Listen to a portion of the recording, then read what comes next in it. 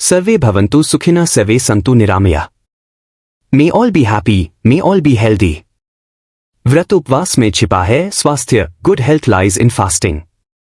दोस्तों, हमारे सनातन धर्म में व्रत या उपवास की बहुत अधिक महिमा बताई गई है।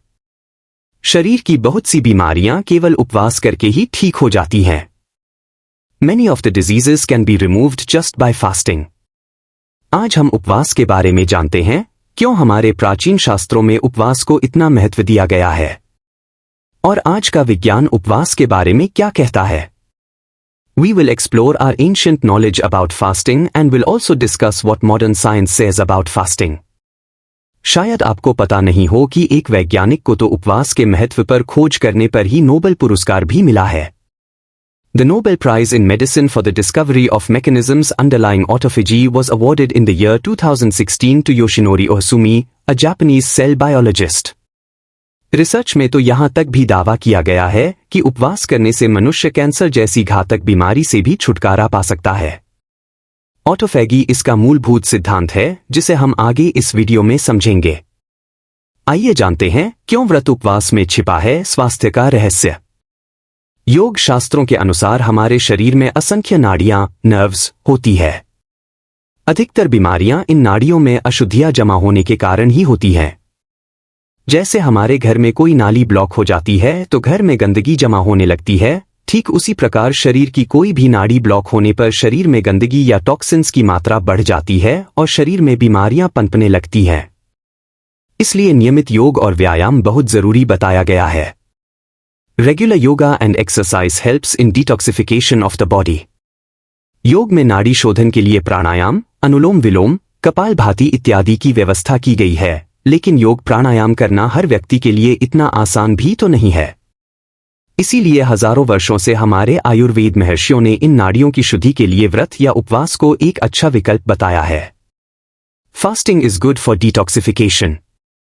चूंकि सामान्य जनधर्म भीरू, रिलीजन फियरिंग अधिक होते हैं, इसलिए हमारे आयुर्वेद महर्षियों ने स्वास्थ्य के लिए अमृततुल्य व्रत और उपवास के इस ज्ञान को धर्म से जोड़ दिया।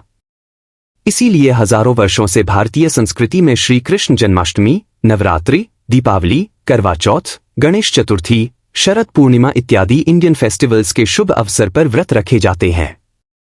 इस्लाम में भी रोजे रखने के पीछे मूल कारण शायद यही रहा होगा।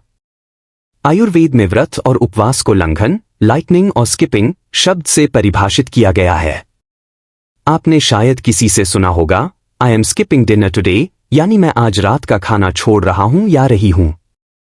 महर्षि चरक लिखते हैं कि लंघन करने से शरीर में लघुता पैदा होती है। इसे आप हल्कापन भी कह सकते हैं। आपने देखा होगा, यदि किसी दिन हम रात का खाना नहीं खाते हैं या रात में कम खाना कहते हैं तो दूसरे दिन सुबह शरीर काफी हल्का महसूस होता है। When you fast, you feel light the next day. महर्षि चरक ने वमन, विरेचन, वस्ती, प्यासा रहना, धूप का सेवन करना, वायु सेवन करना और पाचक औषधियों का सेवन करना, व्यायाम करना इतने प्रकार के लंघन बताए हैं। महर्षि चरक द्वारा दिया गया मूल श्लोक इस प्रकार है।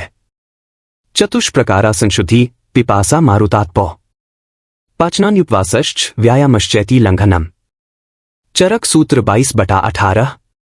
इस श्लोक का अर्थ है, शरीर शुद्धि के 4 प्रमुख तरीके हैं। 1 प्यासा रहना, 2 हवा और ताप सहना, 3 पचाना और उपवास करना तथा 4 व्यायाम और लंघन करना। There are 4 kinds of purification: 1 thirst, 2 wind and heat, 3 digestion and fasting, 4 exercise and skipping.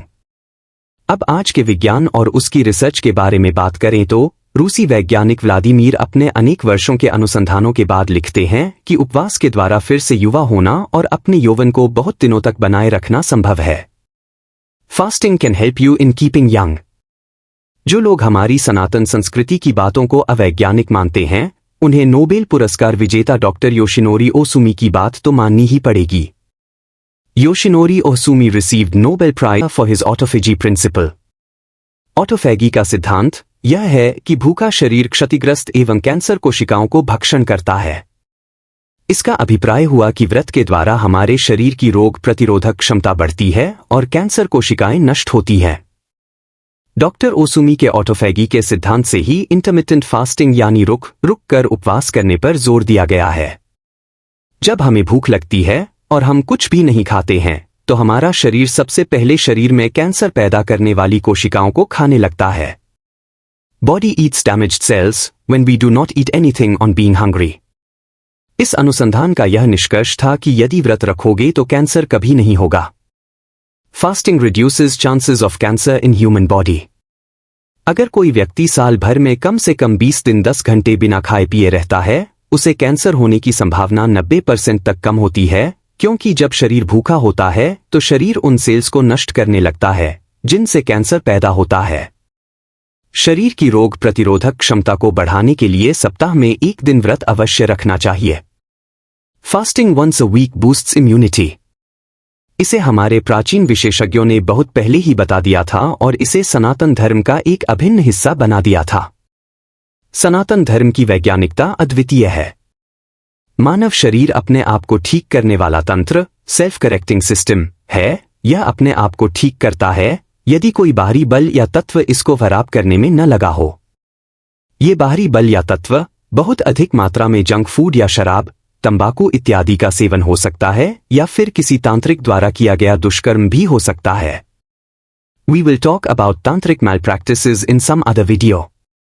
सप्ताह में एक दिन व्रत रखने की बात एक हकीम साहब लगभग 100 बरस पहले कुछ इस अंदाज में कहकर गए, हर साल मसल, हर माह में कै, हर हफ्ते फांका, हर दिन में। अर्थात साल में एक बार जुलाब करें और अपने पेट की सफाई करें। महीने में एक बार वमन करें, जिसे योग में गजकरनी भी कहा जाता है। हर हफ्ते फांका का अभिप्राय है सप्ताह में एक बार व्रत रखें। हर दिन में का मतलब है आयुर्वेदिक आसव, अरिष्ट, सुरा इत्यादि का नियमित सेवन करें। In simple English, loose motion once a year, vomiting every month, fasting every week and consuming relevant ayurvedic syrups every day. बदहजमी की रामबाण दवा है फांका यानी भूखा रहना। If indigestion do fasting. एक और पुरानी कहावत है, जहां तक काम चलता होगी जा से, तो वहां तक चाहिए बचना दवा से। जो बदहजमी में तू चाहे अफाका, तो दो एक वक्त कर ले तू फांका। गिजा का अर्थ है आहार, तो इस कहावत का अर्थ हुआ कि यदि आहार से काम चले तो दवा से बचना चाहिए, और यदि पेट खराब हो तो एक दो वक्त खाना छोड़ देना चाहिए। Means if food helps, avoid medicine, and if indigestion do fasting. Ayurveda महर्षि चक्रपाणि दत्त ने भी कुछ ऐसी ही बात कही है। अक्षिकुक्षिभ्वा योगा प्रतिशाय व्रण ज्वरा पंचैते पंचरात्रेण प्रश्मन्यान्ति लंघनात्। इसका अर्थ है कि नेत्र रोग, पेट के रोग, जुकाम, वर्ण अर्थात शरीर में होने वाला कोई जख्म और बुखार, यह 5 रोग 5 दिन लंघन करने से ही अच्छे हो जाते हैं। Eye diseases, stomach upset, cough, wound and fever, these 5 recover by 5-day fasting।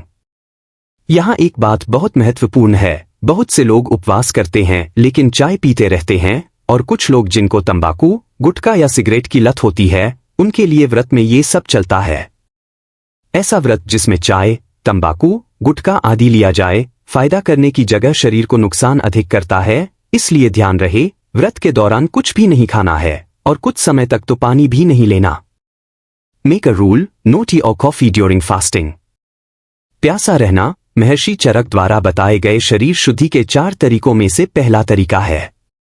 धर्मशास्त्रों में कुछ विशेष तिथियों पर उपवास करने का सुझाव दिया गया है। इनमें एकादशी, पूर्णिमा और अमावस्या महत्वपूर्ण हैं।